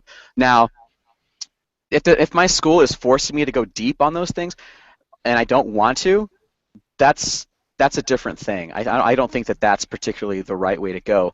But I Mhm. think your first year, I think even like your freshman and sophomore year, you should probably get a wide exposure to all the possibilities of, Mhm. because you could find something you're like, maybe I don't want to be a modeler, maybe I want to just be an After Effects guy because Mhm. that's cool. I want to, I want to work in film.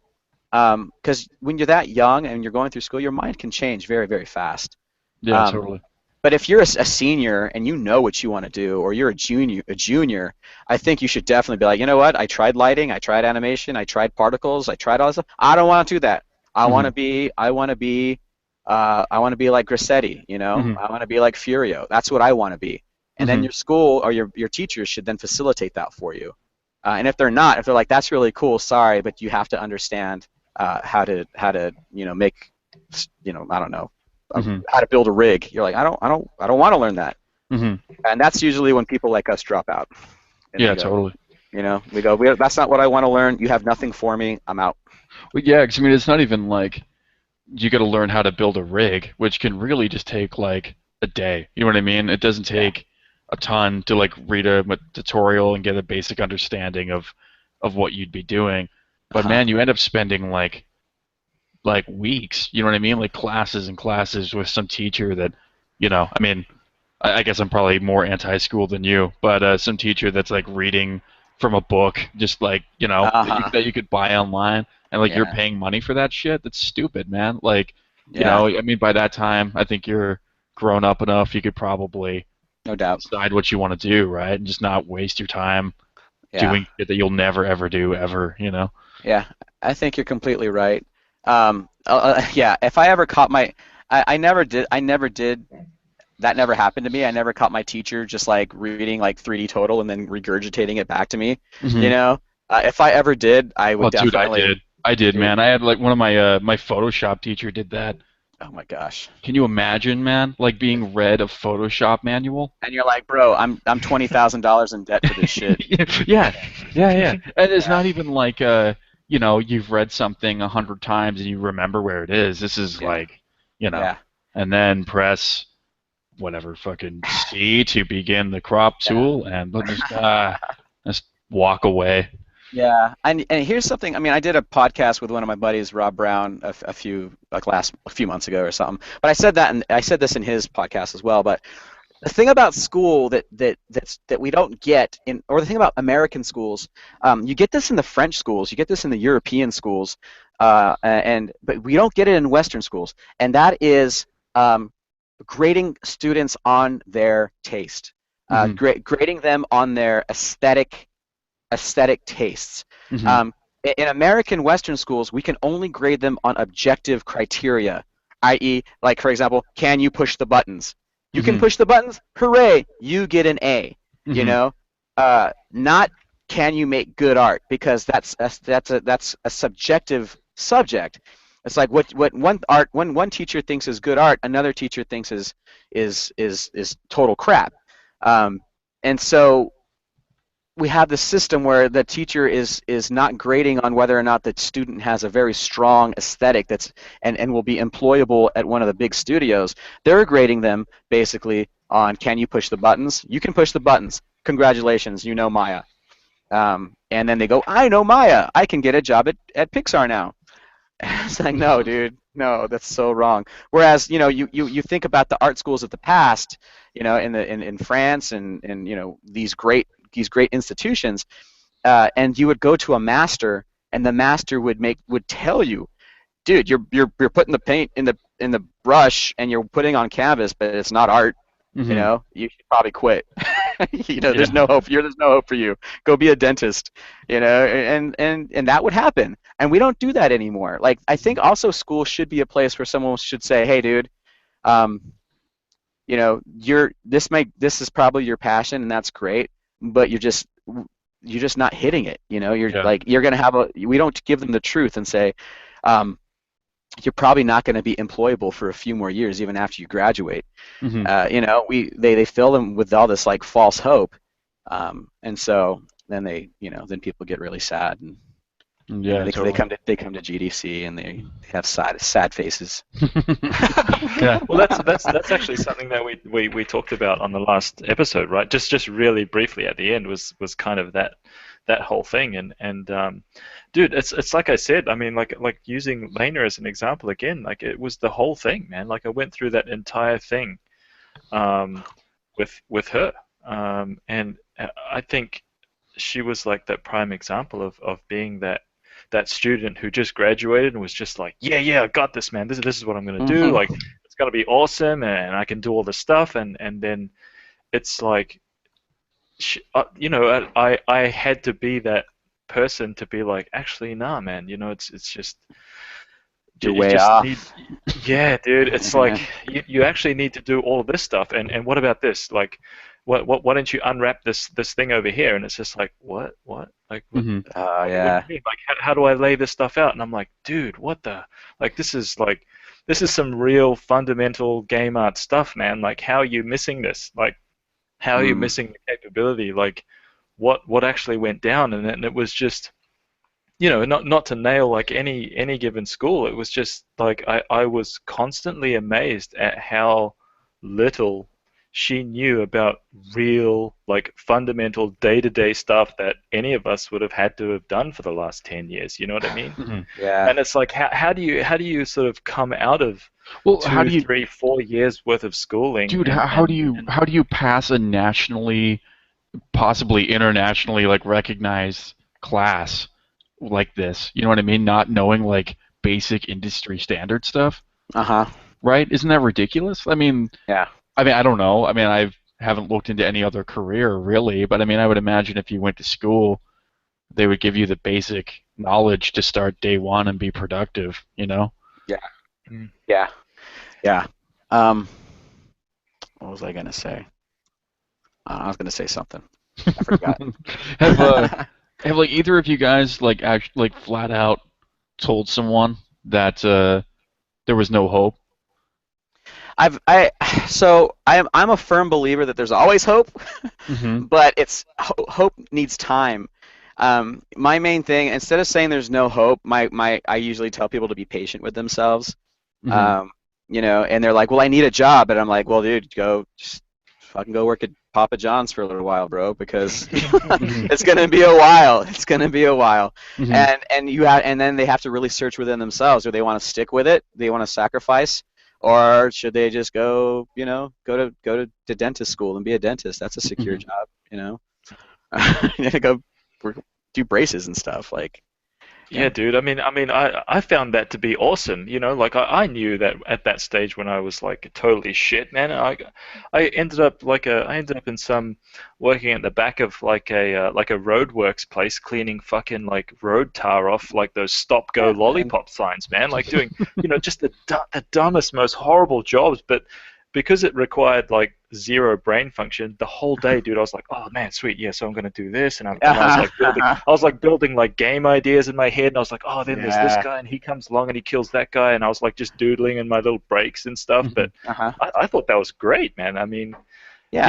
you just do whatever you have to do, right, in order to kind of like get to where you're gonna go. But Mm-hmm. oh man, it seems like yeah, like all of us, we all have exactly the same story, but for whatever reason, it seems to me like it's changed. Like the paradigm's kind of shifted to this point where there's a lot of young artists just coming out, being ejected from the school, and being like, all right, like let's do this. Where am I going? And it's just like, dude, there's nowhere to go. Mm-hmm. Yeah. It's There's nowhere to go.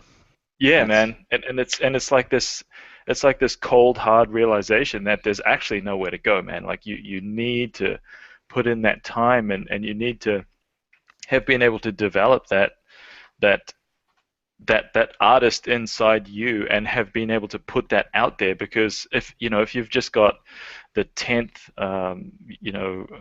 Gears of War style gun that you've seen in the last day from all the students that got ejected from one school, you can tell they've like all pumped out of the same school because they've all got the exact same model, or Mm-hmm. they've all got something that's really similar. And it's just like, dude, but okay, all that stuff is cool, but where's your stuff? Like, yeah. what are you about? Like, who are you? Like, what do you like? And it's like, I want to see all that stuff. I want to see the stuff that you've done outside of the coursework.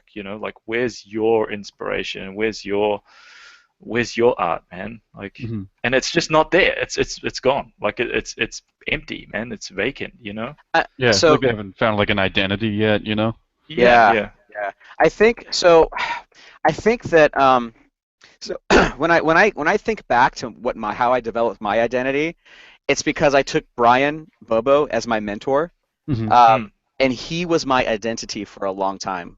Like his style was my identity, and so I was and that's how I got jobs, is because people were like, yeah, we want Bobo, but he's too expensive. We'll take Josh. and that was how I got gigs. Mm-hmm. That's how I got freelance gigs, because they're like, you really have similar things to Bobo, because he was my mentor and he taught me his style, and I was sort of an acolyte of his particular school of art. Mm-hmm. Um, and so what I'm getting at is that's how it used to work. It used to work in the olden days. You know, Like 10 years ago. yeah, in the olden days, yeah, you would have a master and apprentice, right? Mm-hmm. The apprentice would learn the master's style, and then you were known by the school or the master by which you trained under, and then once you were good enough at imitating the master accurately, you were allowed to go free and then develop your own voice, using your knowledge of the previous master as your platform to Mm-hmm. develop your own voice. Um, and that's how things worked, like back in the olden days, And I'm a huge proponent of bringing that back in art.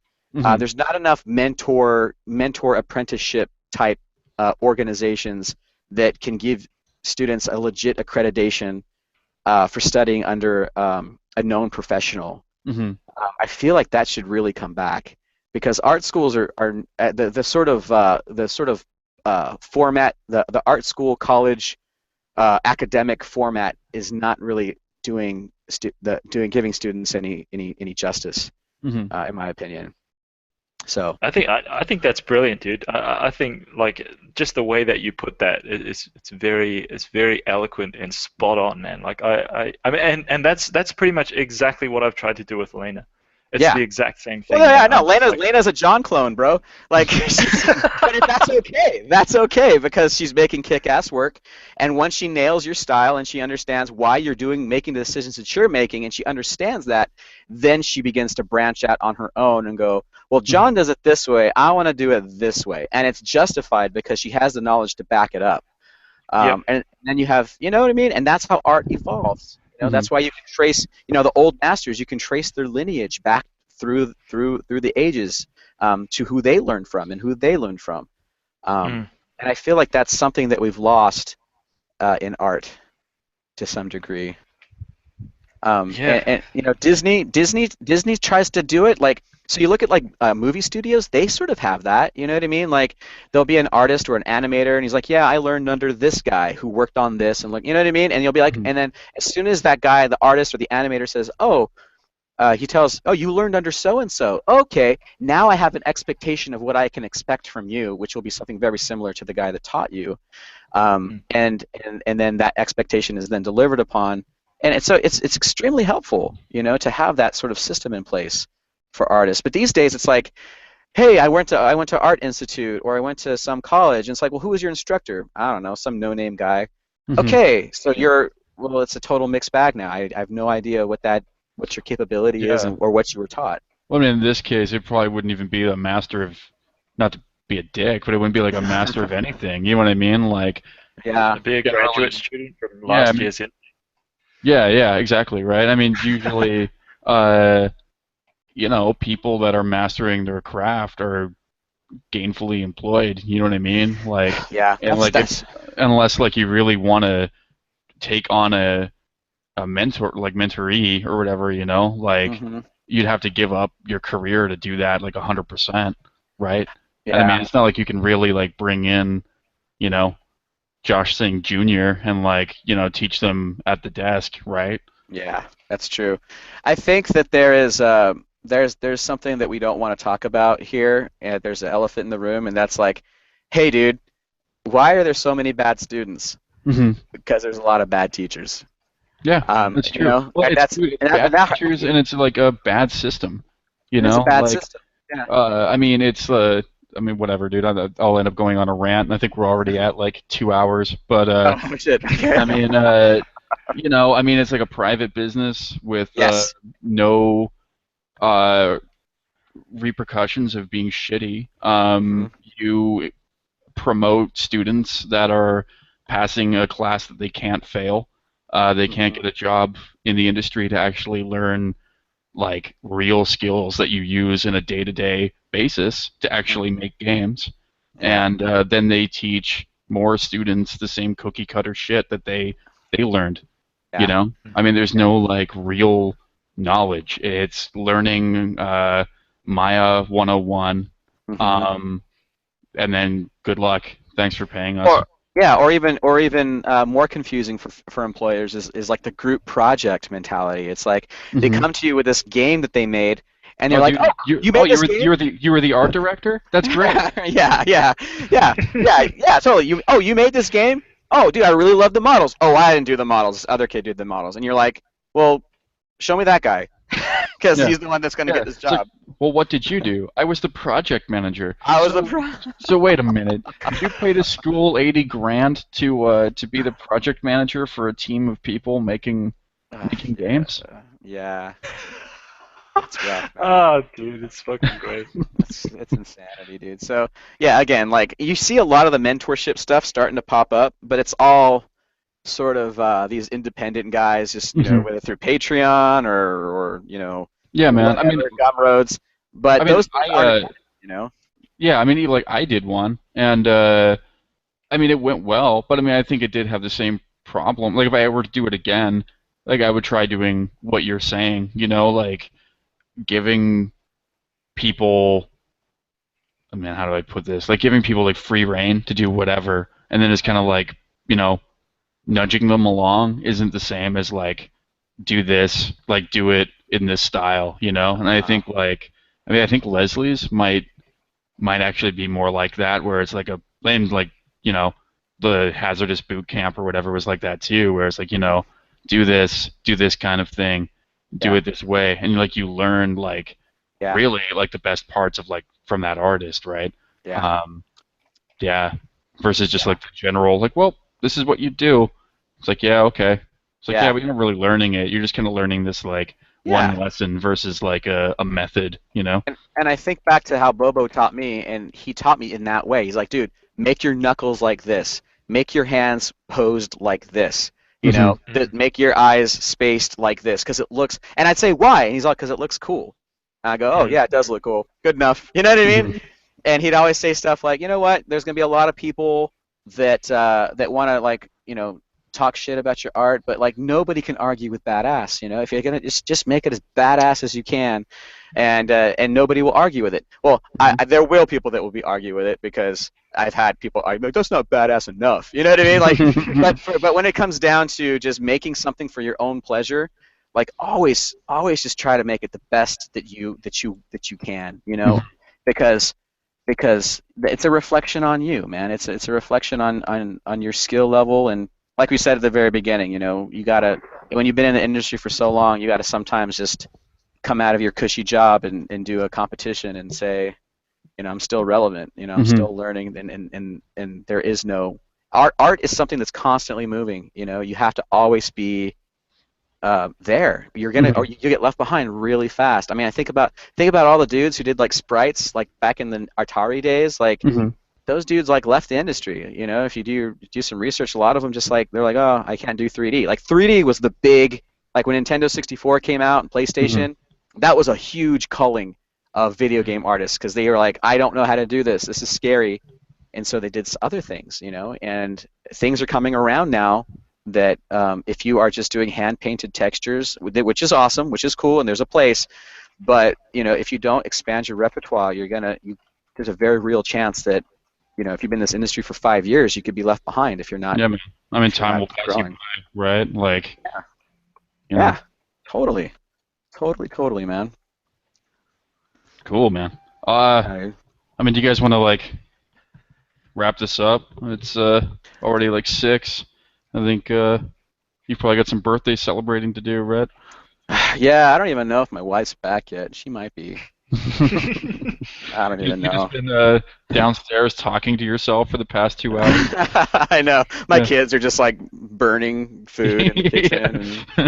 I know. Seriously. There's chaos up there. Total chaos. Oh, well, dude, thanks for having me, you guys. This has been a blast. Like, I'm a huge fan of both you guys, and. Oh, dude, this is awesome, man. Yeah. Yeah, been totally enamored by both your guys' work for many, many years, and we've all sort of come up together. So this has been an awesome. Yeah, man, this is an awesome time. It was great chatting, man. I mean, congrats again on the win. Oh, thanks, man. So I'm gonna totally show Paul Kwan, because I worked with Paul Kwan, and I totally wanted that, but I was like, oh, I don't have the money to buy one, so. I was like, dude, it's some expensive shit, I know. I know. So I was like, you know what? When I saw that you were offering one up as a prize, I was like, here's my chance. Here's my chance to get that Remy statue. So art can get you cool shit, man. Yeah, dude. That's the moral of the story. If you want a Remy statue, just do some art. And it all started. See, I think the lesson to take away from this podcast is that it all started because you were willing to give away that plasma. Exactly. Dude, I mean, way back in the day, you were like, dude, I need money. I'm gonna give blood. Yeah, you just whatever you got, whatever you have to give. It's all. What are you willing to sacrifice? That's the law of everything, man. The law of sacrifice. Like, if you want it bad enough, you can have whatever you want, man. That's what I found. Yeah. If you're willing to do what it takes, you can have anything you want. But I think that learning what you want is probably one of the biggest challenges as Yeah. well. I mean, definitely learn what you want before you give like blood. You know. I mean, I think it's just like Yeah. you know, don't just go out and donate every bodily fluid you possibly can. I mean, I think probably have a clear goal first. Totally, because you want a bullet bike. I totally want this bullet bike. Yeah. Yeah. You know what? I don't want it anymore. Damn it! I did so many regrettable things. Yeah, just sitting here staring at my Google Glass with no fucking red blood cells. Google Glass. Oh, dude, don't even get started on Google Glass, man. There was someone at Riot had Google Glass, and I wore it, and I was like, "You paid how much for this? And you don't get to keep it?" Yeah. Goddamn Google Glass. That was so dumb. Yeah. Anyways. All right, All right, guys. dudes. All right, man. That's awesome. Yeah. Talk to you guys later, man. Thanks for joining us, Josh. Definitely. Thanks for having me. Yeah. It's a huge pleasure, man. Thank you so much. Awesome. Thanks, guys. Yep.